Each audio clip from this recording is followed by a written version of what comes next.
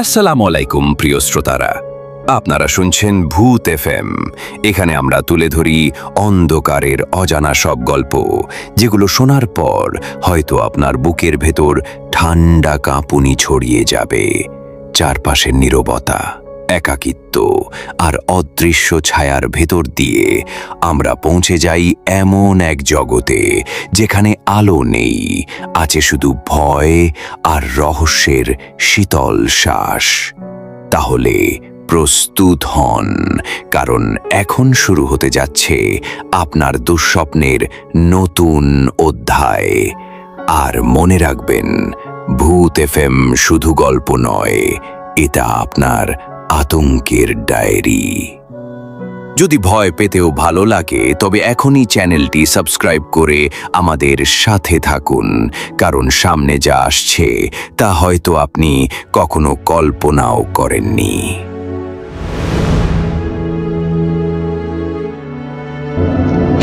প্রথম যে ঘটনাটি, এই ঘটনা সম্পর্কে কিছু কথা শুরুতে না বললেই নয়।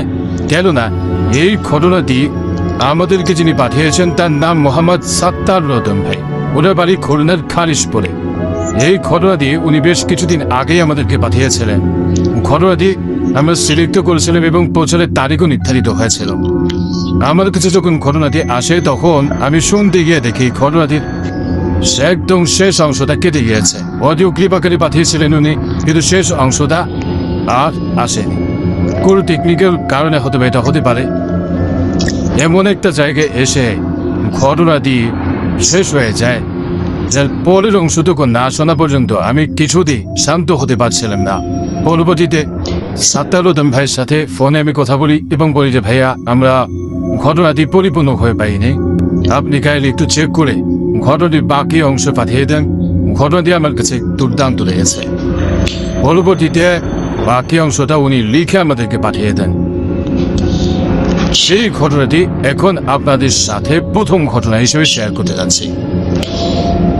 এই ঘটনাটি মূলত ঘটেছিল 1997 সালে নরসিংদী জেলার সদর উপজেলার বদনপুর গ্রামের একটি নির্মাণাধীন ব্রিজকে কেন্দ্র করে। এই ব্রিজের ঠিকাদারি প্রতিষ্ঠান ছিল জাফর ব্রাদার্স। এই জাফর ব্রাদার্সের এমডি ছিলেন আলম সাহেব। আলম সাহেবের খুবই আস্থাভাজন এবং বিশ্বস্ত ব্যক্তি, যার নাম হচ্ছে মোস্তফা কামাল ভাই, যিনি এই মোহাম্মদ সাত্তার রতন ভাইয়ের বন্ধু। তাকে মূলত এই ব্রিজটার পাইলিং এর কাজগুলো দেখাশোনা দায়িত্ব দেওয়া হয়। সর্বোপরি সব দায়িত্ব দেওয়া হয়। শুরুতে তো পাইলিং করা হবে, তো মোস্তফা কামাল ভাই ঠিকঠাক মতো পাইলিং করছিলেন। পুরো পাইলিংটা হবে হচ্ছে মোট 24টা। এর মধ্যে এই ব্রিজের এক অংশে, যে অংশে খেয়াঘাট রয়েছে, ওইখানে 9টা, খালের মাঝখানে 6টা, আর শ্মশান ঘাট রয়েছে ওই পাশে, সেখানে 2টো হয়েছে। 3 নম্বর কাজটা চলমান ছিল। ঘটনা যেদিন ঘটে, ওই দিন দুপুরের একটু পরেই 3 নম্বর পাইলিং এর কাজটা শেষ হয়। মূলত 24টা পাইলিং এর কাজ থাকলেও মেইন যে পাইলিং এর কাজগুলো, এই কাজগুলো শেষ হয়। বাকিগুলো তারা করবেন, তবে মেইন যে পাইলিংগুলো, এগুলো তাদের করা শেষ। সময়টা ছিল 1997 সালে মাঘ মাসের কোনো এক শনিবার। সাধারণত কোনো একটা পাইলিং এর কাজ শেষ হলে শ্রমিকরা খুব খুশি হয়, কারণ পাইলিং এর কাজগুলো করাটা বেশ কষ্টসাধ্য বিষয়। আর কোনো একটা খালের উপরে বা নদীর উপরে পাইলিং করা তো আরো কঠিন। ওনারা যখন 3 নম্বর পাইলিং এর কাজটা শেষ করেন, বিশেষ করে ওই শ্মশান ঘাটের ওই বাসটাতে, এরপর শ্রমিকরা চিন্তা করলেন যে সবাই একসাথে একটু গোসল করে সবাই ওই পাইলিং এর উপরে ওঠে। ওখানে কিন্তু ওই যে রডগুলো, সাধারণত এই ধরনের ক্ষেত্রগুলোতে ব্রিজের ধরন অনুযায়ী কি ধরনের যানবাহন চলবে, সেই অনুযায়ী কিন্তু এই পাইলিং এর রডগুলো কত মিলি হবে সেটা নির্ধারিত হয়। তবে ওখানে পাইলিং এ 32 মিলির রড উপরের দিকে ব্যবহার করা হয়েছিল। বেশ মোটা রড, কিন্তু যারা হয়তো বা রড সম্পর্কে ধারণা রাখেন তারা বুঝতে পারবেন। এই রডগুলো কিন্তু ইউ শেপে বাঁকিয়ে রাখা হয়, মানে চোখা করে রাখা হয় না, বাঁকিয়ে রাখা হয়। তো ওইভাবেই বাঁকিয়ে রাখা হয়েছিল। তো ওনারা পাইলিং এর উপর উঠছেন, উঠে পানিতে ছাপ দিচ্ছে।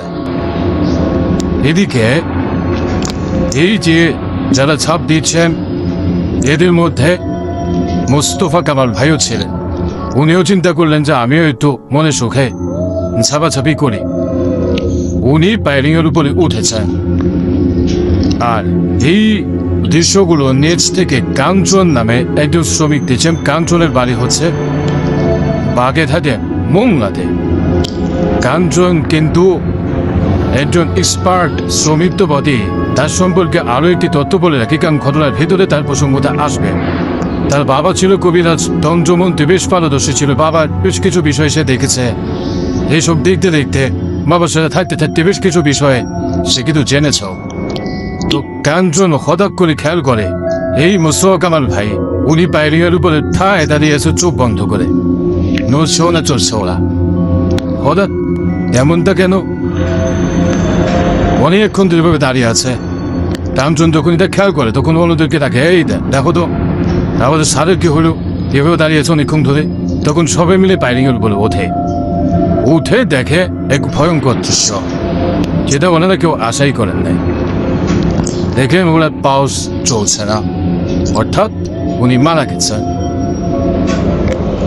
তখন দ্রুত ওখান থেকে নামিয়ে নরসিংদী সদর হসপিটালে ভর্তি করানো হয়। সেখানকার ডাক্তার তো তাকে মৃত ঘোষণা করেন। এভাবে হুট করে মারা গেছে, বোঝা গেল ওনার কপালে কোনো কিছুর আঘাত লেগেছে। পোস্টমর্টম তো করতেই হবে। ওই দিন পোস্টমর্টমের জন্য 7টা লাশ অপেক্ষমান ছিল। 3টা লাশের পোস্টমর্টম ইতিমধ্যে হয়ে গেছে। 4 নম্বর লাশের পোস্টমর্টম হবে। এই 4 নম্বর লাশটাই হচ্ছে এই মোস্তফা কামাল ভাইয়ের লাশ। ওই সময় কাঞ্চন সহ আরো বেশ কয়েকজন শ্রমিক তারা ডাক্তারকে জানালেন যে ডাক্তার সাহেব দেখুন, আমাদের এই জাফর ব্রাদার্সের যিনি এমডি আরব সাহেব, উনি ঢাকা থেকে রওনা দিয়েছেন। উনি অল্প সময়ের মধ্যে সে পৌঁছে যাবেন। উনি না দেখা পর্যন্ত আপনি লাশটা পোস্টমর্টম করবেন না, প্রয়োজনে পরে লাশ পোস্টমর্টম করেন। ওনারটা থাক, উনি কাছাকাছি চলে আসবেন, হয়তো বা চলেও আসছেন, অল্প সময়ের মধ্যে ঢুকে যাবেন, কারণ অনেকক্ষণ আগে রওনা দিয়েছেন বলে আমরা শুনেছি। সুতরাং আপনি পোস্টমর্টম এখন করবেন না এই লাশে, ডাক্তার সম্মতি দেন। বেশ কিছুক্ষণ পর আলম সাহেব তার একজন সাইড ইঞ্জিনিয়ার নিয়ে চলে আসেন। চলে আসার পর উনি লাশটা দেখতে চান। কাঞ্চন কিন্তু দাঁড়িয়ে ছিল রহস্য ভরা চোখে। কাঞ্চন বলে, স্যার লাশটা দেখেন। উপর থেকে যখন কাপড়টা আলম সাহেব সরান, আলম সাহেব তো বিস্মিত হয়ে যান। কি এটা উনি কি দেখছেন? উনি দেখেন যাকে ডাক্তাররা মৃত ঘোষণা করেছে এর সার্টিফিকেটও মোটামুটি খসড়া করে ফেলেছে। এই ব্যক্তির বাম চোখের পাতা কিছুতে নড়ছে এবং ডান হাতের একটা আঙ্গুল হালকা হালকা নড়ছে বলে তার কাছে মনে হচ্ছে। উনি অন্যদেরকে বলেন, দেখো তো আমি যেটা দেখছি তোমরাও কি সেটাই দেখছো? তখন অন্যরাও বিস্মিত হয়ে সেই দৃশ্যটাই দেখেন। তখন উনি দ্রুত হসপিটাল থেকে ল্যান্ড ফোনে যোগাযোগ করেন ঢাকা মেডিকেলে থাকা ওনারই বন্ধু একজন ডক্টরের সাথে।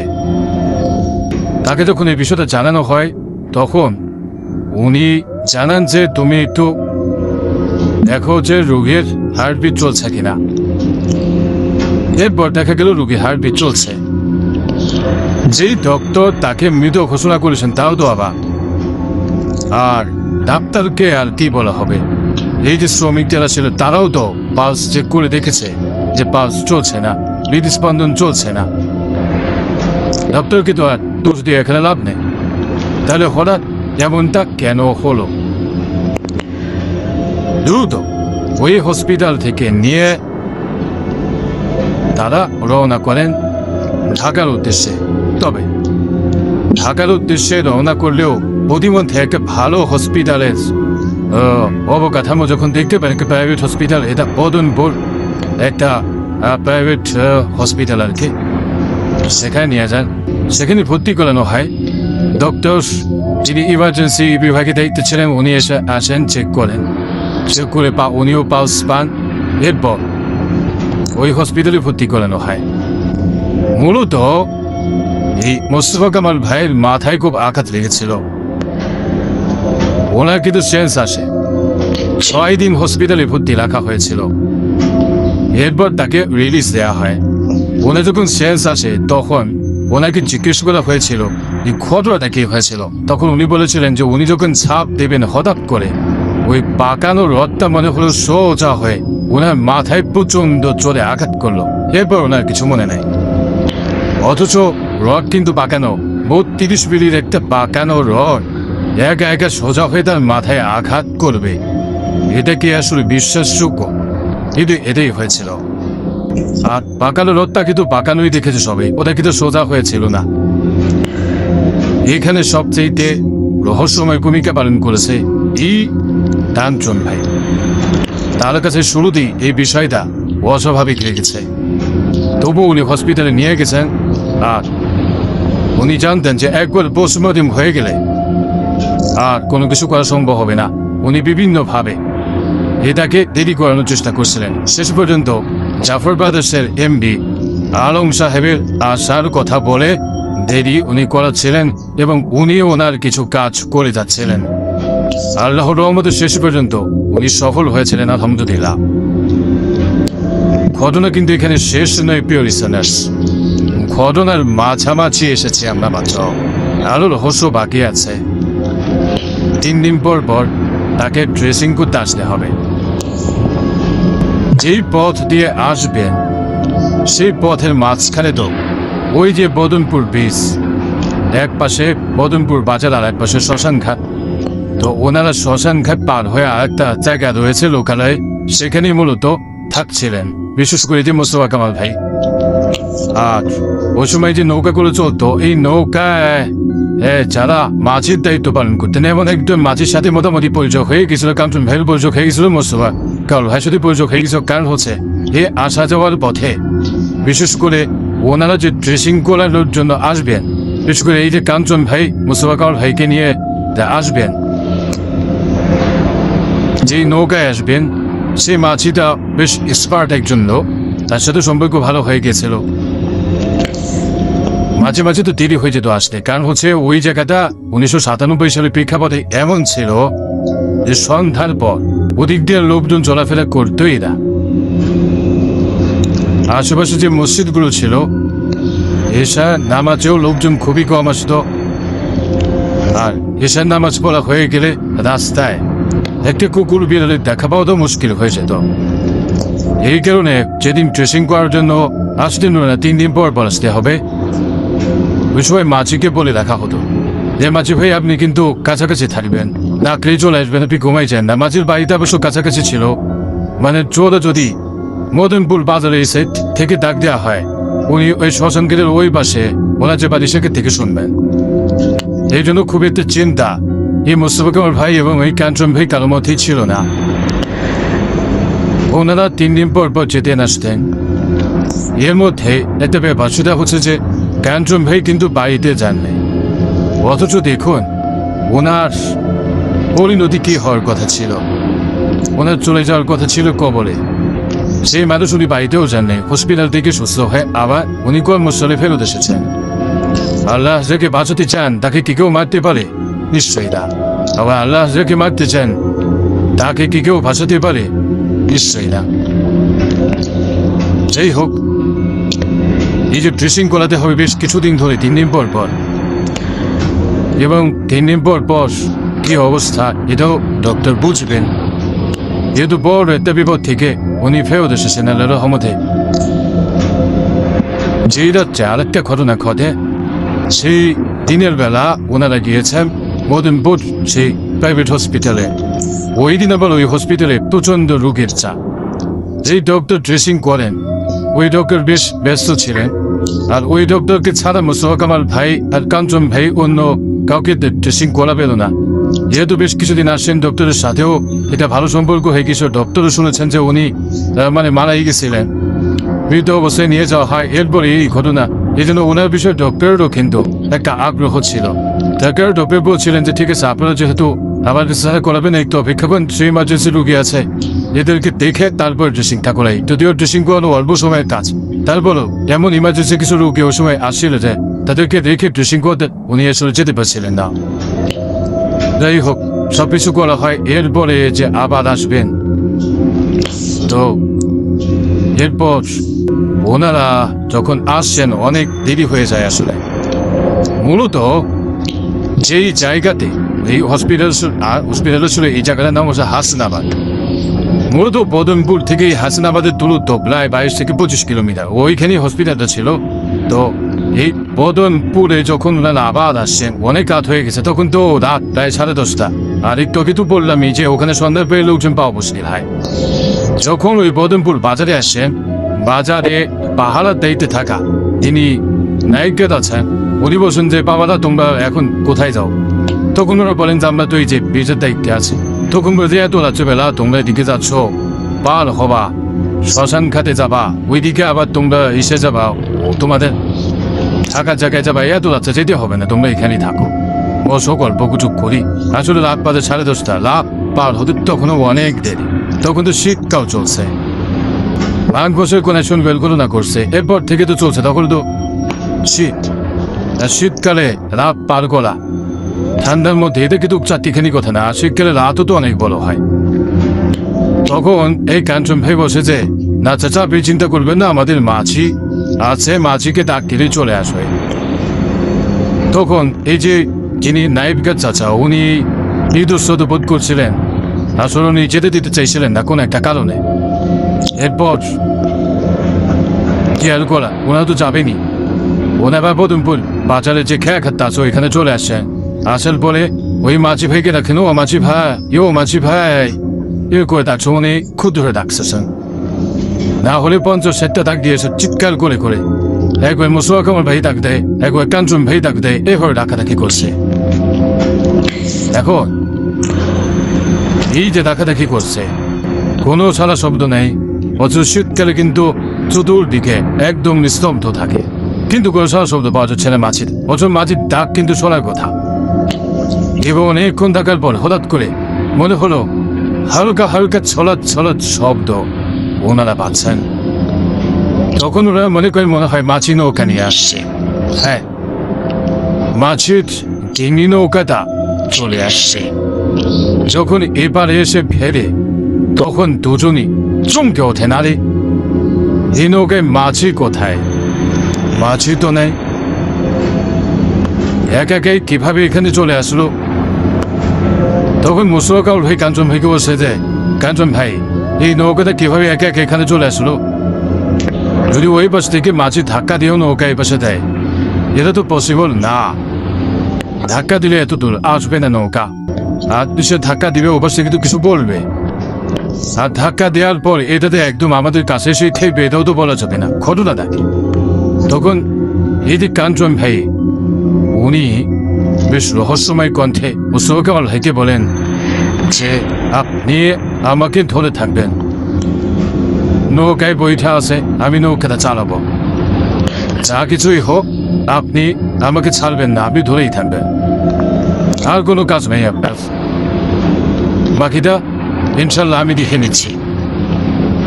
এরপর দুজনে নৌকায় ওঠেন, আর কাঞ্চন ভাই বৈঠা দিয়ে নৌকা চালানো শুরু করছেন। এবছর খেয়াঘাট থেকে কিছুটা যখন এগিয়েছেন, এরপরে নৌকা আর আগায় না, নৌকা খালি চতুর্দিকে খোলে। নৌকায় বৈঠা দিলে কিন্তু অনেক সময় দেখা যাচ্ছে, এবার বৈঠা দিয়ে চালানোর চেষ্টা করলে অনেক সময় নৌকার মাথা ঘুরতে থাকে একই জায়গায়, এমনটা হচ্ছে, নৌকা লাগায় না। কাঞ্চন ভাই কিন্তু নৌকা চালানো এক্সপার্ট একজন মানুষ, উনি কোনোভাবেই নৌকাটা ওখান থেকে সরাতে পারছেন না, একই জায়গায় নৌকার মাথা ঘুরছে। এদিকে এই যে মোস্তফা কামাল ভাই, উনি চুপ করে আছেন, কারণ ওনাকে ওইটাই বলা হয়েছিল যে আপনি চুপ করে থাকবেন, কোনো কথা বলবেন না, ও পারে না যাওয়া পর্যন্ত। উনি তো চুপ করে আছেন। এইভাবে কেটে যায় প্রায় 1.5 ঘন্টা পর নৌকায় এসে এই পাশে লাগে, অথচ 5 মিনিটের পথ 1.5 ঘন্টা লেগেছে। উপাধে নামার পর তখন মুস্তফা কামাল ভাই বলছে যে, ভাই ঘটনাটা কে হলো?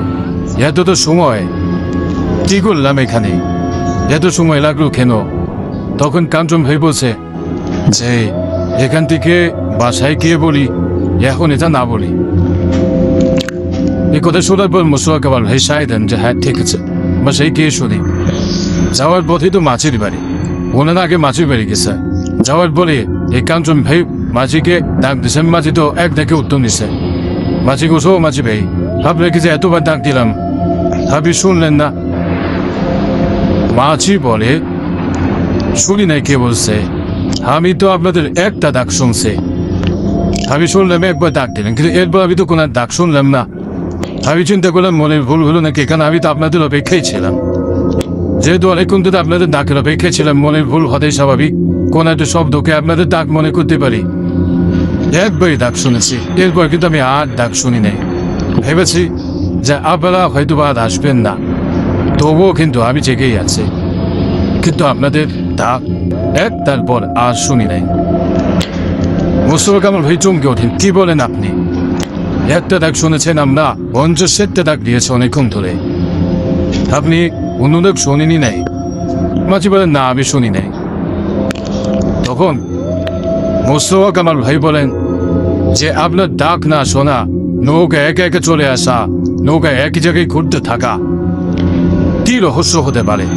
এই কথা শোনার পর মাঝি আবার চমকে উঠছেন যে তাই নাকি, বলেন কি নৌকা একে একে চলে গেছে, আপনি আবার সেই নৌকা নিয়ে পার হয়ে আসছেন, হলো নাকি? ওই সময় কাঞ্চন ভাই বলতেছেন যে আচ্ছা ঘটনার পরে বলবো না, এখন থাক। কিন্তু মাঝি আবার পিলাপিলি শুরু করছে, না বলেন তো ভাই ঘটনা থাকে, আমি কেন একটা ডাক শুনলাম আর ডাক বলে কেন শুনলাম না? তখন মোস্তফা কামাল ভাইও তো বলতেছেন, এরপরে আর কাঞ্চন ভাই না করেন নাই, উনি বলতে থাকেন এক ভয়ঙ্কর ঘটনা। উনি বলতে থাকেন যে যখন এই মোস্তফা কামাল ভাই হঠাৎ করে আক্রান্ত হয়েছিলেন, ওই সময় তো বুঝতে পারেন না যে কেন ওভাবে দাঁড়িয়ে আছেন। তারপরে উনি কিছুটা বুঝতে পারেন যে মোস্তফা কামাল ভাইয়ের সাথে কোনো একটা ঘটনা ঘটেছে। এরপরে উনি ওনার মতো করে রুকিয়া করছিলেন, আস্তে আস্তে ডিলে করছিলেন যাতে করে ওনার পোস্টমর্টমটা দেরি হয়। আল্লাহ রসের সহমতে ওরা হৃদস্পন্দন ফেরত আসে। উনি বুঝতে পারেন এখানে কোনো পিশাচ জিনের হস্তক্ষেপ রয়েছে, যার কারণে এটা হয়েছে। আল্লাহ রহমতে ওই যাত্রায় মোস্তফা কামাল ভাই কিন্তু বেঁচে ফিরেছেন, আলহামদুলিল্লাহ। যখন এই নৌকা নিয়ে ওনারা পার হবেন, তখন নাকি হঠাৎ করে ভয়ঙ্কর এক পিশাচ এসে সামনে দাঁড়ায় ওই খালের মধ্যে। কাঞ্চন ভাইয়ের সামনে এসে বলে, কাঞ্চন সব দোষ তোর, তোর কারণে আমি ওকে দিতে পারি দে। ওকে তো আমি ওই সময় মেরে ফেলছিলাম, তাই ওকে আমি ওই সময় নিয়ে যেতাম। ওর সাথে সাথে আমি হাসপাতাল পর্যন্ত গেছি, অনেক চেষ্টা করছি, তোর কারণে নিতে পারি দে। ওর হার্টবিট ফেরত আসছে। এরপর আমি ওকে নিয়ে আর অনেক চেষ্টা আবারও করছি, তোর কারণে পারি না। তুই চলে যাবি, যা, এই লোককে এখানে রেখে যা, দেখ আমি ওকে কি করি, ওকে আমার লাগবে। তখন কাঞ্চন ভাই বলছে, তুই তো বুঝেই গেছিস, আমিও বুঝে গেছি কিছু একটা ব্যাপার আছে। তুই ভাবলি কিভাবে আমি তোকে একে নিতে দেব আমার সামনে থেকে? মর্গ থেকে আল্লাহ ওকে ফেরত নিয়ে আসছে আর তোর কাছে দিয়ে দেব, এই চিন্তাও করিস না। ওদিকে বিশ্বাস বারবার বলছে, কাঞ্চন বাড়াবাড়ি করিস না, তুই যাবি যা, তোকে কিন্তু ছেড়ে দেব, একে আমি ছাড়বো না। এরপর নাকি কাঞ্চন ভাইয়ের সাথে অনেক বাদ বিতণ্ডা হচ্ছে, ওই বিশ্বাসটা কাঞ্চন ভাইয়ের শরীরে আঁচড় দিচ্ছে। এই সমস্ত কথাবার্তা, হ্যাঁ, তার শব্দ এই মোস্তফা কামাল ভাই শুনতে পাচ্ছে না। কাঞ্চন ভাই যে বিশ্বাসের সাথে কথা বলছে সে কিছুই শুনতে পাচ্ছে না। কাঞ্চন ভাই শরীরে আঁচড় দিচ্ছে, এটাও মোস্তফা কামাল ভাই দেখতেও পাচ্ছে না, শুনতে পাচ্ছে না। এত কিছু হয়ে যাচ্ছে, উনি কিছু শুনতে পাচ্ছে না। উনি শুধু দেখছেন যে লোকে একই জায়গায় করছে। এসব কথা কাঞ্চন ভাই বলেন মাছিকে এবং মোস্তফা কামাল ভাইকে। মোস্তফা কামাল ভাই তো অবাক হয়ে যায় যে এর ভিতরে এত কিছু ঘটে গেছে, তুমি আমাকে বলো নাই। তখন কাঞ্চন ভাই আরো বলেন যে ওর সাথে যুদ্ধ করে এই নৌকাটা নিয়ে এই পাশে আসছে। ওই পিশাচটা এত সহজে ছাড়বে বলে মনে হচ্ছে না। যাই হোক, মাঝি বলে যে ভাই তাহলে আজকে রাত পর্যন্ত এখানে আমার বাসায় একটু বসে যান, থেকে যান, সকালবেলা আপনাদের বাসায় যান। পথে আবার কোনো সমস্যা হয় কিনা, এখনো তো কিছুটা পথে হেঁটে যাবেন। পথে বাস সার আছে, আম গাছ আছে, ওই জায়গাগুলো খুব একটা বেশি ভালো না। তখন কাঞ্চন ভাই বলে ওইসব বলে লাভ নাই, এতটা পথ যেহেতু চলে আসছি, ওই পিশাচ ইনশাল্লাহ কিছুই করতে পারবে না, আল্লাহ ভরসা। এই বলে মাঝির বাসা থেকে বিদায় নিয়ে মোস্তফা কামাল ভাই আর কাঞ্চন ভাই রওনা দিয়েছেন। ওনারা যেখানে থাকেন সেখানে সে জায়গাটা খুব বেশি দূরে ছিল না। তো একটা বাসার আছে, বাসাতে ঠিকঠাক করে পার হন, কোনো ধরনের কোনো সমস্যা ছাড়াই। এরপরে দুটো আম গাছ রয়েছে, ওই আম গাছের কাছে যখন আসছেন দেখেন ওই আম গাছের নিচে ওনারা হাঁটছেন, ওটা একটু জোর আম গাছ ছিল। ওই আম গাছের এরিয়াটা ওনারা ক্রস করতে পারছেন না, অথচ এই এরিয়াটা ক্রস করা সর্বোচ্চ 15 সেকেন্ড বা 20 সেকেন্ডই ধরি, বা হাইস্ট 30 সেকেন্ড হবে, এর বেশি কোনোভাবেই হবে না। কিন্তু ওনারা হাঁটছেন তো হাঁটছেন, এই আম গাছের এরিয়া ক্রস করতে পারছেন না, সামনে যেতে পারছেন না, পেছন দিকে আসতে পারছেন না, কি একটা অবস্থা। আর ওই দিকে আবার ছিল তুলা গাছ। ওই তুলা গাছ থেকে মনে হচ্ছে একটু একটু করে তুলা পড়ছে, সাদা সাদা তুলা মাটির উপর পড়ছে। চাঁদের আলোতে দেখতে পাচ্ছিলেন মোস্তফা কামাল ভাই, কাঞ্চন ভাই দুজনই। কাঞ্চন ভাই কোনাতে রুকিয়া করে যখন পার হয়েছেন আম গাছের ওই এরিয়াটা, এরপর তুলা গাছের ওখানে যখন আসছেন, তখন প্রথমবারের মতো মোস্তফা কামাল ভাই অদ্ভুত কিছু দৃশ্য দেখেন। উনি দেখতে পান অসংখ্য ইঁদুর, বড় বড় ইঁদুর চতুর্দিক থেকে ওনাদেরকে ঘিরে ধরে আক্রমণ করতে আসছে। লক্ষ লক্ষ কোটি কোটি ইঁদুর কোথা থেকে যা আসছে, মাটি ফুলে বের হচ্ছে, বিভিন্ন জায়গা থেকে আসছে, গাছ থেকে নামছে, ইঁদুর চতুর্দিক থেকে ওনাদেরকে ঘিরে ফেলছে, আক্রমণ করবে। এমনকি এই যে তোলাগুলো উপর থেকে পড়ছে, উনি দেখছেন উপর থেকে ইঁদুর পড়ছে, অথচ কাঞ্চন ভাই উনি এরা দেখছেন না। উনি দেখছেন উপর থেকে তোলাই পড়ছে, আর শীতকালে গাছের পাতা কিন্তু শুকিয়ে যায়, পড়তে থাকে, ওইভাবে পাতা পড়ছে। আর এই জিনিসগুলো মোস্তফা কামাল ভাই দেখছেন উল্টোটা, অর্থাৎ উনি দেখছেন এগুলো হচ্ছে ইঁদুর, ভয়ঙ্কর ভয়ঙ্কর বড় বড় ইঁদুর, এগুলোর চোখগুলো খুব ভয়ঙ্কর। তো উনি যখন বলেন যে কাঞ্চন ভাই আমি এই জিনিসগুলো দেখছি বা দেখতেছি, তখন কাঞ্চন ভাই বুঝতে পারেন যে এখানে আরেকটা ভয়ঙ্কর ঘটনা ঘটবে। উনি আবার রুকিয়া করতে থাকেন। আল্লাহর রহমতে ওটাও পার হয়ে ওনারা ঠিকঠাক মতো বাসায় চলে আসেন। এরপরে টানা বেশ কয়েকদিন মোস্তফা কামাল ভাইয়ের জ্বর ছিল। এরপর উনি ঠিকঠাক হয়েছেন আল্লাহর অশেষ রহমতে। ব্রিজের কাজও ঠিকঠাক মতো শেষ হয়, তারা রেজাল গন্তব্যে ফেরত আসেন। আর ওই যে পিশাচ যে চিন্তা, এইটা মূলত এই ব্রিজের পাইলিং করার সময় মোস্তফা কামাল ভাইয়ের দিকে নজর দিয়েছিল, তাকে বলি হিসাবে নিতে চেয়েছিল। শেষ পর্যন্ত পারে নাই, আল্লাহর শেষ রহমতে ওনার হার্টবিট ফেরত আসছিল। আর এই পুরো সময়টাতে যিনি খুব ভালো একটা ভূমিকা পালন করেছিলেন, তিনি ওই কাজটার একজন শ্রমিক ছিলেন, যার নাম কাঞ্চন। আল্লাহ আসলে কাকে আমাদেরকে ওসিলা করে পাঠাবেন আমরা কেউ জানি না। আল্লাহ ওসিলা ছাড়াও আমাদেরকে বাঁচাতে পারেন, কখনো ওসিলা দিয়ে বাঁচাতে পারেন। এমন একটা ঘটনা যেখানে একটা মানুষ মর্গে চলে গেছে, একটু পরে যে পোস্টমর্টেম হবে, সেই মানুষ হার্টবিট ফেরত পেয়ে সুস্থ হয়ে যায়। এটা আল্লাহর অশেষ রহমত ছাড়া কি আর কিছু।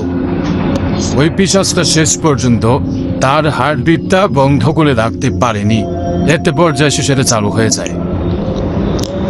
আর মূলত মোস্তফা কামাল ভাইকে বলি হিসাবে সে নিতে চেয়েছিল। ব্রিজের কাজগুলো চলাকালে অনেক সময় আমরা দেখি অনেকেই বিনা কারণে মারা যান, দুর্ঘটনা ঘটে।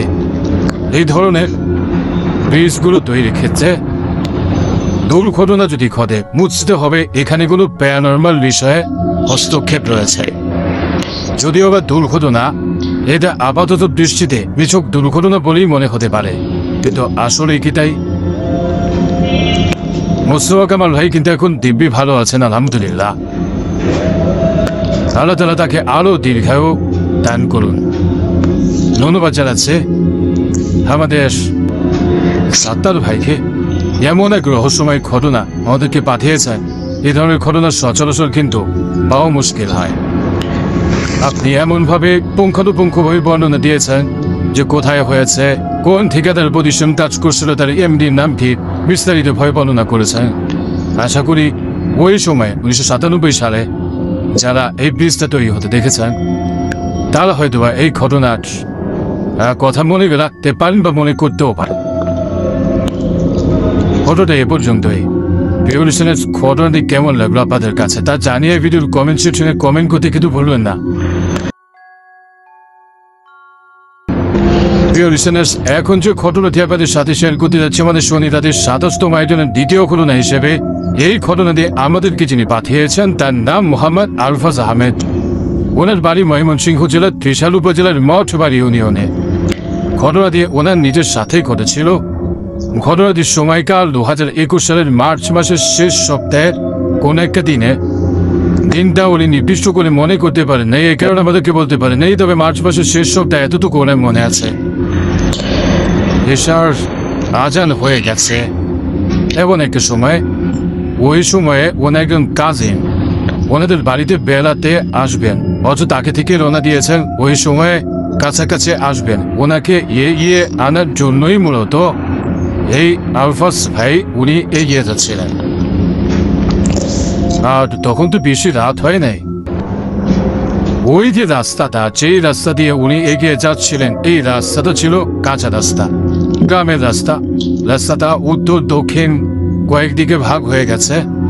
উনি উত্তর দিক থেকে পশ্চিম দিকে যাবেন, আর উত্তর থেকে এগিয়ে গেলে, অর্থাৎ উত্তর থেকে পশ্চিম দিকে এগিয়ে গেলে সোজা ইউনিয়ন পরিষদের যে ভবনটা, ওইখানে যাওয়া যায়। মূলত ওই জায়গাতেই ওনার কাজিন আসবেন। উনি দক্ষিণ দিক থেকে একটা শাখা রাস্তা হয়ে পশ্চিম দিকে যাওয়ার জন্য রওনা দিয়েছেন। উনি যেই পথ দিয়ে এগিয়ে যাবেন, এই পথে ঠিক মধ্যবর্তী জায়গায় বেশ কিছু তাল গাছ ছিল। তো উনি একে একে হেঁটে যাচ্ছেন। ওই সময় ওনার কাছে স্মার্টফোন ছিল না, উনি বাটন ফোন ইউজ করতেন, আর সেটা তো টর্চ লাইট ছিল, ফ্ল্যাশ লাইট ছিল, সেটা জ্বালিয়ে উনি এগিয়ে যাচ্ছিলেন।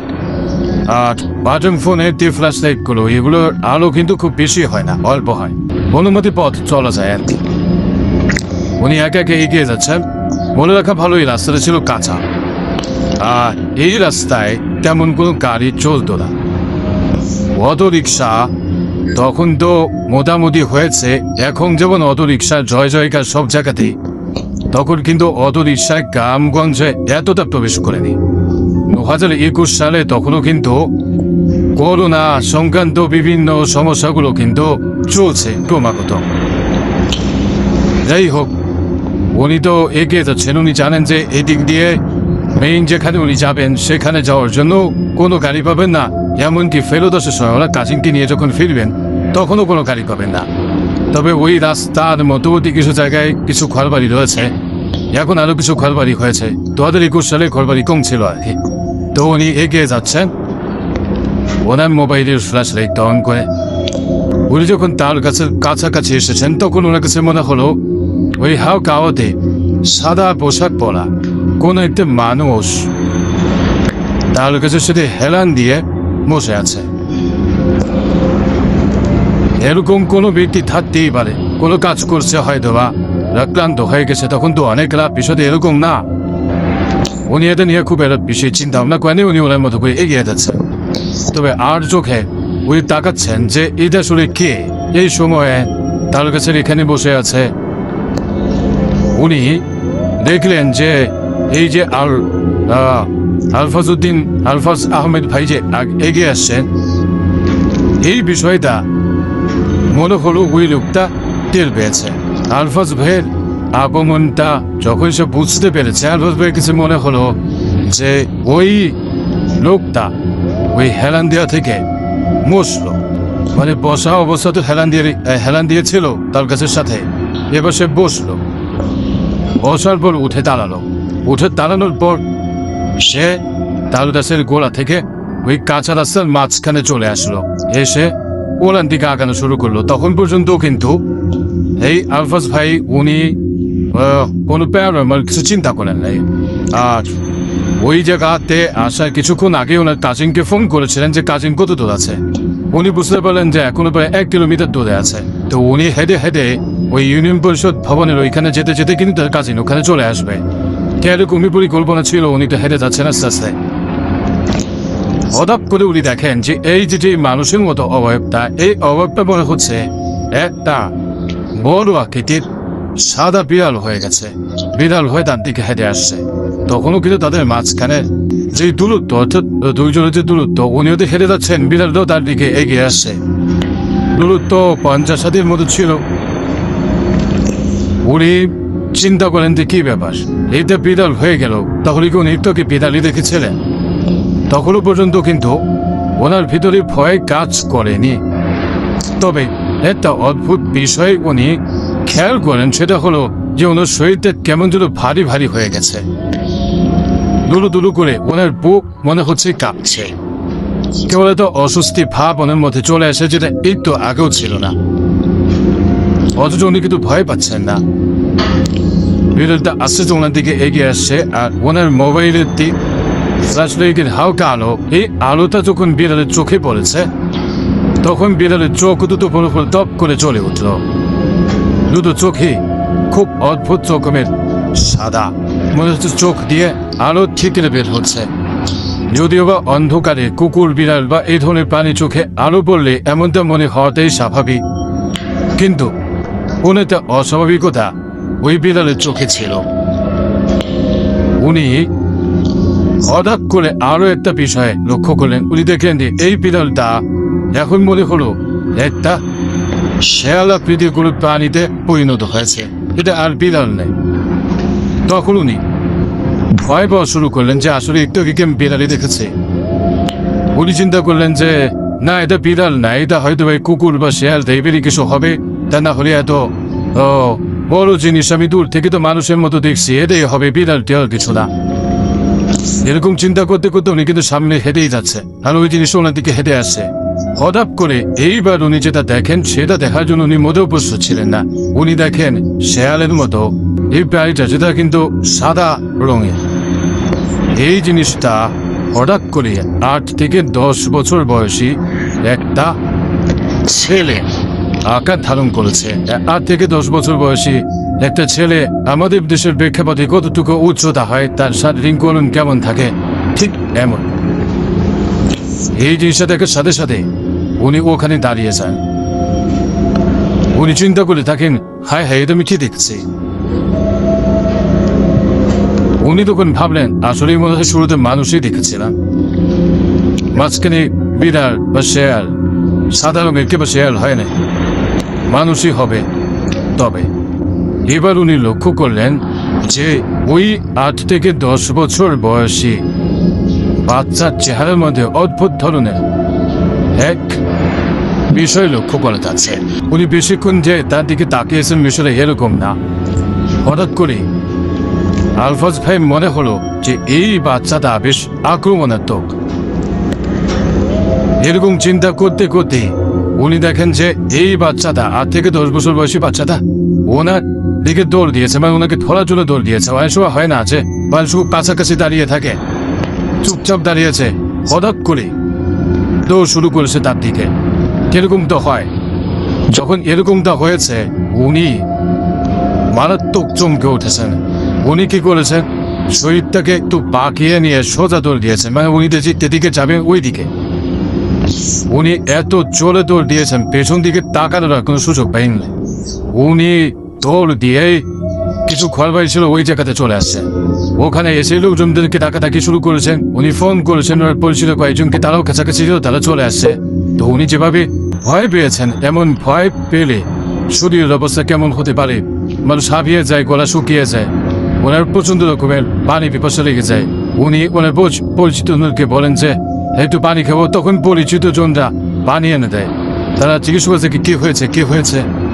উনি মূল বিষয়টা শুরু বলতে চাচ্ছিলেন না, বললে হাসাহাসি করবে এটা সেটা, উনি বলতে চাচ্ছিলেন না। এদিকে ওরা কাজিনও প্রায় কাছাকাছি চলে এসেছে। তখন ওনার কাছাকাছি যারা আসছিলেন আর কি, তাদেরকে নিয়ে কাজিনকে রিসিভ করে জন্য যান। কাজিনকে যখন রিসিভ করে জন্য চান, তখন কাজিনও বলছে যে কি ব্যাপার, তোর চেহারা এরকম কেন, ভয় দিয়ে পেয়েছিস নাকি, এরকম লাগছে। ওরে তখন ওই অবস্থাতে কিছু বলে না, তখন কাজিনকে সাথে নিয়ে এবং ওই যে সাথে যে লোকজন ছিল তাদেরকেও সাথে নিয়ে বাড়ির দিকে রওনা দিয়েছেন। তারাও এগিয়ে দিয়ে আসছে। যখন তালদেশের কাছে আসছেন তখন উনি বলেন যে ভাই একটু আগে তো এইখানে এই ঘটনা করছে, এখন তো কিছুই দেখা যাচ্ছে না, কিন্তু আমি কিছুক্ষণ আগে এরকম একটা ভয় পেয়েছি। এরপর উনি বাড়িতে চলে আসেন। তো বাড়িতে চলে আসার পর এই ধরনের ভয়ের ক্ষেত্রে দেখা যায় যে গরম পানিতে গোসল করে তারপর ঘরে ঢুকতে হয়। উনি বাড়িতে এসে এই বিষয়ে তেমন কোনো আলোচনা না করলেও এই যে ওনার কাজিন সহ আরও যারা ওনাকে এগিয়ে দিতে আসছিলেন, কাজিন তো রাতে বাড়িতেই ছিল, এই বিষয়টা কিন্তু তারা শেয়ার করেছে। সকালবেলা জানা গেল যে এই বিষয়টা সকলেই জানতে পেরেছে। তবে ওনার উচিত ছিল ওই সময়ে মুসুল করে ঘরে ঢোকাইতেই পরিবারের সদস্যরা বলছিলেন, তো আল্লাহর মতো তার বড় ধরনের কোনো সমস্যা হয়নি। প্রিয় লিসেনার্স, আপনারা একবার চিন্তা করুন যে রাতের আধারে আমরা কেউ একে একে হেঁটে যাচ্ছি গ্রামের কোনো মেঠো পথ ধরে, যে পথে সন্ধ্যার পর লোকজন চলাফেরা করে না বললেই চলে। রাতটা খুব বেশি গভীর না হলেও সন্ধ্যার পরেই কিন্তু এক ধরনের ভয়ঙ্কর রকমের নির্জনতা নেমে আসে সেখানে। সেখানে যদি রাস্তার পাশে তাল গাছ থাকে, আর তাল গাছের পাশ দিয়ে যাওয়ার সময় এই ধরনের সাদা কোনো অবয়ব যদি মানুষ দেখে, তাহলে তার কেমন ধরনের অনুভূতি হতে পারে। এমনটাই হয়েছিল আলফাজ আহমেদ ভাইয়ের সাথে। ঘটনা এটাই ছিল, অল্প কয়েক মিনিটের ঘটনা। তবে এই কয়েক মিনিট যে ওনার উপর কি ধরনের প্রভাব বিস্তার করেছে, কেমনটা ভয় লাগিয়েছে, তা শুধু উনি বলতে পারবেন। আর এই ধরনের ঘটনা যাদের সাথে ঘটে তারাই বলতে পারবেন ভয়ের অনুভূতি আসলে কতটা ভয়ঙ্কর হতে পারে। ধন্যবাদ জানাচ্ছি মোহাম্মদ আলফাজ আহমেদ ভাইকে ওনার পাঠানো এই ঘটনার জন্য। আশা করছি ওনার কাছ থেকে আমরা ভবিষ্যতে আরো অনেক অনেক সত্য ভয়ের ঘটনা পেতে থাকবো ইনশাল্লাহ। চলুন প্রিয় লিসেনার্স, আমরা চলে যাই আমাদের এবারে শনিরাতের 27তম আয়োজনে তৃতীয় এবং শেষ। প্রিয় লিসেনার্স, দেখতে দেখতে আমরা আমাদের শনিরাতের 27তম আয়োজনের তৃতীয় এবং শেষ ঘটনায় চলে এসেছি। এই ঘটনাটি আমাদেরকে পাঠিয়েছে কেউ নেমিদের শ্রদ্ধা ভাই। ওনার নাম মোহাম্মদ আওয়াল ইসলাম নীরব। উনি বর্তমানে রয়েছেন ওমানের রাজধানী মাসকাটের নিজুয়া নামক স্থানে। ওনার দেশের বাড়ি বরিশাল জেলার বানারীপাড়া উপজেলার করপাড়া ইউনিয়নে সন্ধ্যা নদীর পাড়ে। ঘটনাটি মূলত ঘটেছিল চাঁদপুর জেলার সদর উপজেলার মহামায়া বাজারের পাশে মিরপাড়া নামক গ্রামে। ওখানে ওনার শ্বশুর বাড়ি। ঘটনাটি উনি ওনার ওয়াইফের মুখ থেকেই শুনেছিলেন। চলুন ঘটনা চলে যাই। ঘটনাটি অনেকদিন আগে না হলেও তাও তো 10-12 বছর হয়ে গেছে। ওই সময়ও এই মিরপাড়া গ্রামে একটা বাড়ি থেকে আরেকটা বাড়ির দূরত্ব বেশ ভালোই ছিল। এখন অবশ্য বেশ কিছু ঘরবাড়ি হয়ে গেছে সেখানে, ঘন ঘন ঘরবাড়ি।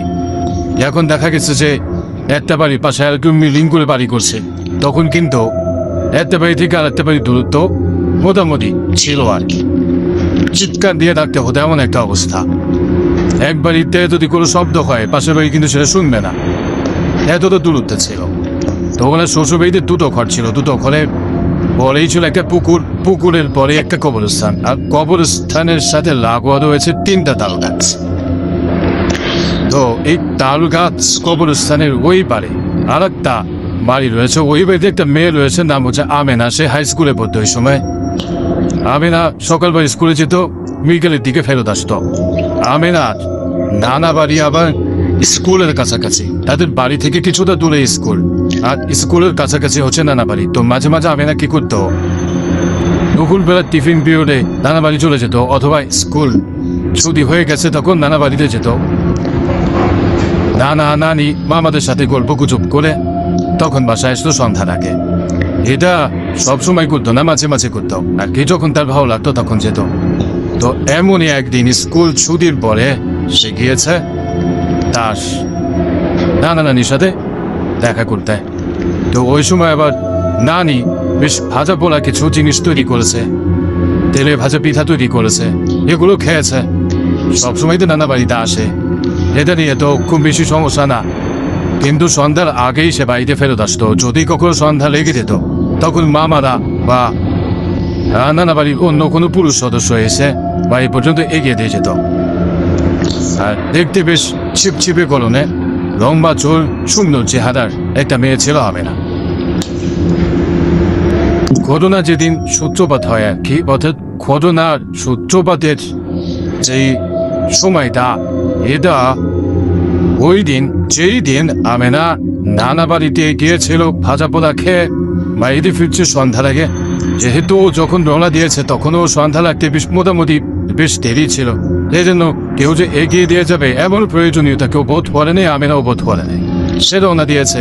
রওনা দিতে বাড়ির কাছাকাছি এসে যখন ওই যে কবরস্থানের সাথে লাগোয়া 3টা তাল গাছ, ওই 3টা তাল গাছের নিচে চলে এসেছে, তখন হঠাৎ করে আমেনার লম্বা চুলে একটা হ্যাচকা টান সে অনুভব করে।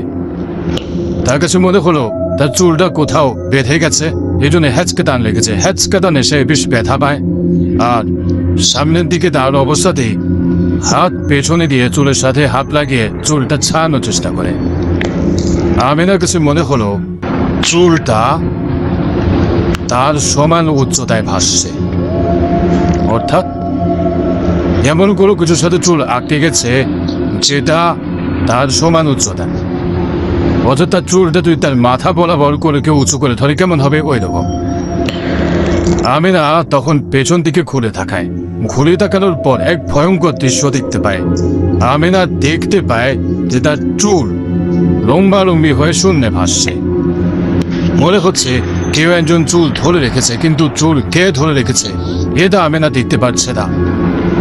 কারো চুল যদি পেছন থেকে ধরে রাখা যায় উঁচু করে, মাথা বরাবর বা কারো কপাল বরাবর সমান করে, তাহলে যেমনটা দেখায় চুলের যে শেপটা ওরকম দেখাচ্ছিল। আমেনা এটা দেখে বুঝতে পারে যে সে একটা সমস্যার মধ্যে পড়ে গেছে। আমেনা ওই অবস্থাতে আসলে দোয়া দরুদ পড়ার চিন্তা ভাবনা আসলে সে করতে পারে নাই, ভয় পেয়ে গেছে। সে 2 হাত দিয়ে তার চুল ধরে টানা হেঁচড়া শুরু করেছে চুলটা যেন কোনোভাবে ছাড়িয়ে নিতে পারে, কিন্তু আমেনা কোনোভাবেই চুল ছাড়াতে পারছিল না। অনেক চেষ্টা করছে, ছাড়াতে পারছে না। আমেনা তারপর চিৎকার করে বলছে, ছেড়ে দে, আমার চুল ছেড়ে দে, আমার চুলটা ধরে রাখিস না, ছেড়ে দে আমার চুল। কিন্তু চুল কেউ ছাড়ে না। এমত অবস্থায় দূর থেকে মাগরিবের আজানের ধ্বনি ভেসে আসে। তখনই আমেনার চুল ছেড়ে দেয়। আমেনা দৌড়ে বাড়িতে চলে আসে। তবে আসার পর আমেনা কাউকে কিছু বলেনি। আমেনা দেরিতে ফিরেছে। বাড়ি থেকে তার মা জিজ্ঞেস করছে, কিনা আমেনা কোথায় গেছে রে? আমেনা বলছে যে আমি তানি বাড়ি থেকে আসলাম। ও তো মাঝে মাঝে আসে এইভাবে সন্ধ্যার সময়, এটা নিয়ে কোনো সমস্যা না, বাড়িতে নিয়ে কোনো প্রশ্ন হয় বেশি কিছু করে নেয়। আমেনা এই বিষয়টা কাউকে বলে না। ওই রাত ঠিকঠাক মতো যায়। পরের দিন সকালবেলা আমেনা স্কুলে গিয়েছে। ওই দিন আর নানা বাড়ি যায় নাই। বিকালের দিকে আবার ওই তার কাছে নিজেই ফেরত এসেছে। ঠিক সন্ধ্যার পরই শুরু হয়ে যায় আমেনার আচরণে ভয়ঙ্কর কিছু পরিবর্তন। আমেনা এলোমেলো কথা বলতে থাকে, বাড়ির ভিতরে চুলোচুরি করতে থাকে। সে তার লম্বা চুলগুলো টেনে ছিঁড়ে ফেলার চেষ্টা করছে, নিজের শরীরে ক্রমাগত আঘাত করছে। একটা পর্যায়ে আমেনা দৌড়ে বাড়ি থেকে বের হয়ে ওই যে 3টা তাল গাছ ওই দিকে চলে যেতে থাকে। এই যে অবস্থা, এই অবস্থা দেখার পর শুরুতেই আমেনার মা কি করেছিল, লোক মারফত আমেনার 2 মামাকে খবর পাঠিয়েছিল যে আমেনা সন্ধ্যা করে থেকে এমন করছে। তো আমেনা যখন এমন করছে এই খবরটা পায়, তার 2 মামার সাথে সাথে তারা চলে আসে এই বাড়িতে। যেহেতু দূরত্ব তো খুব বেশি ছিল না, আসতে 20-25 মিনিট সময় লেগেছে। এর ভিতরে আমেনা বাসায় এরকম হয়ে হট্টগোল করছিল। যখনই মামারা কাছাকাছি চলে এসেছে তখন দৌড়ে ওই 3টা তাল গাছের দিকে চলে গেছে। 3টা তাল গাছের ওখানে যাওয়ার পর আমেনা সেখানেও উচ্ছৃঙ্খল আচরণ করছে। তার 2 মামা অনেক কষ্টে আমেনাকে ধরে বাড়িতে নিয়ে আসে। বাড়িতে নিয়ে আসার পর সে চিৎকার চেঁচামেচি করতে থাকে, সবাইকে গালিগালাজ করতে থাকে, একে মারতে যায়, ওকে মারতে যায়। একটা পর্যায়ে আমেনা শান্ত হয়, ঘুমিয়ে যায়। সকালে উঠে আমেনা দিব্যি স্বাভাবিক, একদম স্বাভাবিক। কিন্তু সন্ধ্যার পর থেকে কি হয়েছে সে কিছুই মনে করতে পারে না। সবাই চিন্তা করেছে যে হয়তোবা অন্য কোনো সমস্যা হতে পারে, মানসিক সমস্যা হতে পারে, বা আমিনার সাথে কেউ কোনো খারাপ আচরণ করেছে, সে মনে কষ্ট পেয়েছে, যার কারণে সে মানসিকভাবে বিপর্যস্ত ছিল, তাই হয়তো এরকম করেছে। কারণ ওই দিন সন্ধ্যা ঠিক ওই মুহূর্তে কি হয়েছে আমিনা তো কিছু বলে নেয়। হতে পারে আমিনা ইচ্ছা করে বলে নেয়, হতে পারে এর পেছনে কোনো প্যারানর্মাল বিষয় রয়েছে। তো আমিনা তো সকাল থেকে ঠিক সে স্কুলে গিয়েছে, আবার বিকালের দিকে ফেরত এসেছে। ঠিক ওই দিন সন্ধ্যার পর আমিনা আগের সন্ধ্যার মতো আচরণ শুরু করেছে। ঠিক একই আচরণ, দৌড়ে চলে যায় শেষ মুহূর্তে সেই 3টা তারকাছেন দিকে। সেখান থেকে আমিনাকে ধরে নিয়ে আসা হয়। যেভাবে টানা 4 দিন ঠিক সন্ধ্যার পরে আমিনার মধ্যে এই আচরণ দেখা যায়। সারাদিন কিন্তু সে ভালো থাকে, স্কুলে যায়, দিব্যি সবার সাথে স্বাভাবিকভাবে কথা বলে, ক্লাস করে, কিন্তু সন্ধ্যার পর তার ভিতরে এই সমস্যা দেখা যায়। আশেপাশে ভালো কোনো কবিরাজও পাওয়া যাচ্ছিল না যাকে দিয়ে আমিনাকে চিকিৎসা করাবে, এমন করে বিশ্বস্ত কবিরাজ আশেপাশে আসলে মিলছিল না। আর যারা ছিল এদের বিষয়ে আমিনার পরিবারের আগে থেকে আস্থা ছিল না। তো একটা পর্যায়ে এসে আমিনার পরিবার একটা কবিরাজের সন্ধান পায়। তো কবিরাজের সন্ধান পর কবিরাজকে নিয়ে আসা হয়। কবিরাজ আসার পর তার মতো করে উনি রিচুয়াল শুরু করেন। খুব বেশিক্ষণ কষ্ট করতে হয়নি আমিনার উপর জিন হাজির করার জন্য। কিছুক্ষণ রুকিয়া করার পরই আমিনার শরীরে এসে ভর করে সেই জিন। সেই জিনের কাছে জানতে চাওয়া হয় সে কেন আমিনাকে কষ্ট দিচ্ছে। সেই জিন সাফ বলে দেয় যে আমিনা তো ওই দিক দিয়ে আসা যাওয়া করে, ওকে আগে থেকে ভালো লাগতো, কিন্তু আমি সুযোগ পাচ্ছিলাম না কিভাবে আমিনার উপর সওয়াল হতে পারে। এখন এতে সুযোগ চলে আসে। আমিনা ওই দিন স্কুল থেকে তার নানা বাড়িতে যায়, সেখানে নানির হাতে বানানো তেলে ভাজা পিঠা খায়, আর তারপর সে রওনা দেয়। নানা বাড়িতে যাওয়ার পর সারাদিন সে পরিশ্রান্ত ছিল, এই কারণে তার যে চুলের বেনিগুলো ছিল, নানা বাড়িতে যাওয়ার পর সেই চুলের বেনিগুলো সে খুলে ফেলে। সন্ধ্যা লেগে যাচ্ছে দেখে সে দ্রুত বাড়ির দিকে রওনা দেয়। তখন চুলে নতুন করে বেনি করে সুযোগ ওভাবে আর পায়নি, যার কারণে আমারও চলে আসে সেই সুযোগ। এতদিন যেই মহেন্দ্রক্ষণের অপেক্ষায় ছিলাম যে আমিনাকে ধরব, তখনই আমিনা চুল আমি টেনে ধরি। যখনই আমিনা এই 3টা তার কাছে নিচে আসছে, আমি চুলের মাধ্যমে ওর উপর আমি সওয়াল হই। আমি তো যাব না, আমি তো চুল খোলার কারণে ওকে ধরি নেই, ভাজা পোড়া খাওয়ার জন্য আমি ধরি নেই, আমি আগের থেকেই ধরার জন্য ওত পেতেছিলাম, সুযোগ পেয়েছি তাই ধরছি, আমি তো যাব না। তখন কবিরাজ অনেকভাবে ওকে বোঝানোর চেষ্টা করে, কিন্তু বলে না আমি যাব না, ওকে ভালো লাগছে, ওকে আমি নিয়েই যাব। একটা পর্যায়ে কবিরাজ বাধ্য হয়ে ওই জিনকে ভয়ঙ্কর শাস্তি দিতে থাকেন, বিভিন্নভাবে তার পদ্ধতি অনুযায়ী শাস্তি দিতে থাকেন। জিনকে যখন শাস্তি দেওয়া হচ্ছে তখনও কবিরাজ বলছে যে তোর এখনো সময় আছে, তোর যদি কিছু চাওয়ার থাকে অন্য কিছু চেয়ে তুই এখান থেকে চলে যা, তা না হলে তোর কিন্তু মরণ নিশ্চিত। একটা পথে জিনিসের রাজি হয়, সে বিভিন্ন ধরনের জিনিস চায়, খাসি চায়, মোরগ চায়, এটা সেটা এগুলো চায়। কবিরাজ বলে কিছু দিতে পারবো না, সহজ কিছু চাইলে বল, ওই খাসিটা সেগুলো দিতে পারবো না। একটা পর্যায়ে কালো মোরগের বিনিময়ে সে যেতে রাজি হয়। আরো কিছু ছোটখাটো জিনিস চেয়েছিল, কিছুগুলো সাধারণ বিষয় ছিল। যাওয়ার সময় ইসুকা আমিনার শরীর ছেড়ে যাওয়ার সময় ওই পাড়ের গাছের মধ্যে একটা ডাল সে ভেঙে চলে গিয়েছিল। সে এতটা রাগান্বিত ছিল, রাগে গজরাতে গজরাতে কাঁচা ডাল ভেঙে দিয়ে চলে গিয়েছিল। তো এরপর আমিনা আল্লাহর রহমতে পরিপূর্ণভাবে সুস্থ হয়ে যায়। পরবর্তীতে তার সাথে কোনো ধরনের কোনো সমস্যা হয় নাই। আমিনা লেখাপড়া শেষ করে স্বাভাবিকভাবেই তার বিয়ে হয়েছে। এখন আমিনার 2টো সন্তান রয়েছে। আমিনার জন্য শুভকামনা রইল আফরান হরওয়ালের পক্ষ থেকে। প্রিয় লিসেনার্স, আমরা সবসময় বলি যে জিন দ্বারা আক্রান্ত হওয়ার সম্ভাবনা নারী এবং শিশুদের খুব বেশি থাকে, বিশেষ করে ভর দুপুরবেলা, সন্ধ্যায় এবং গভীর রাত্রে। বাচ্চা এবং নারীদের কখনো এমন কোনো জায়গায় যাওয়া উচিত নয় যে জায়গাগুলোতে জিনের আনাগোনা থাকতে পারে। এমন কোনো ফাঁকা জায়গা, এমন কোনো গাছের নিচে বা ছাদের উপরে এমন জায়গাগুলোতে গেলে তখন বিভিন্ন ধরনের সমস্যা হতে পারে। জিনেরা ওই সময় চলাচল করে এবং তাদের যে অ্যাক্টিভিটিগুলো তখন বেশ সক্রিয় থাকে। এই জন্যই মূলত তখন নারী এবং শিশুদের উপর আক্রমণটা বেশি করে থাকে। সন্ধ্যার সময় কোনোভাবে বাচ্চাদেরকে বাইরে বের করা উচিত নয়। এটা রাসূল সাল্লাল্লাহু আলাইহি ওয়াসাল্লামের হাদিসেও খুব স্পষ্টভাবে উল্লেখ করা আছে।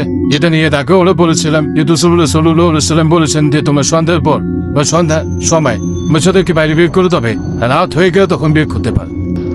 আমরা এই বিষয়গুলো খেয়াল রাখবো প্রিয় লিসেনার্স।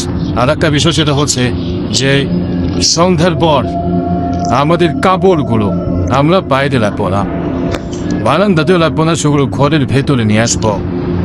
কারণ এর মাধ্যম দিয়েও জিনেরা বদ নজর দিতে পারে। এই বিষয়গুলো আমরা খেয়াল রাখার চেষ্টা করব। আজকের এপিসোড এ পর্যন্তই ছিল।